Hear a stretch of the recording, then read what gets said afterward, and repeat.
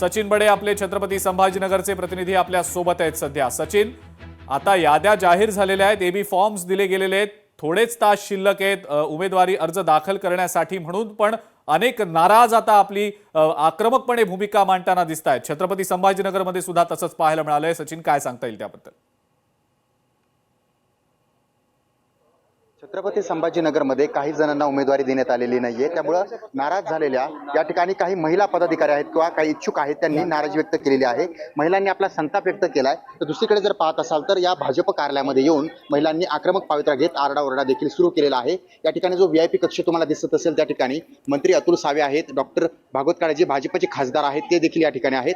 तर दुसरीकडे नाराज झालेल्या महिला पदाधिकारी आहेत, त्यांनी जो आहे तो आपला संताप जो आहे तो व्यक्त केलेला आहे। भाजप कार्यालयामध्ये हे चित्र जे आहे ते पाहायला मिळतंय, कारण हाय व्होल्टेज ड्रामा जो आहे तो सुरू झालेला आहे। कारण उमेदवारी जी मागितली होती उमेदवारी मिळालेली नाहीये, ते जाणून घेऊयात। काय सांगाल मॅडम, का तुम्ही नाराज आहात आणि थेट तुम्ही भाजप कार्यालयात आलेले आहात, काय बोलायचं तुम्हाला?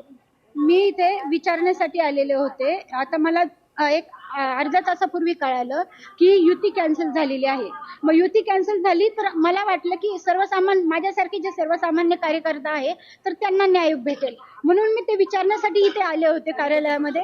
पण इथे आल्यानंतर मला कळालं की माझ्याऐवजी मी प्रभाग क्रमांक 3 मधून सर्वसाधारण महिला म्हणून फॉर्म भरलेला होता आणि इथे आल्यावर मला समजलं की माझ्याऐवजी दुसऱ्या महिलेला तिकीट दिलेलं आहे। बरोबर आहे, म्हणजे अनेक असे इच्छुक आहेत जे सध्या नाराज आहेत आणि त्यांची नाराजी सध्या आपल्याला अशी ठळकपणे पाहायला मिळते। महिला उमेदवार खास करून ज्या इच्छुक होत्या त्या नाराज असल्याचं पाहायला मिळतंय। पुढची बातमी बघूया।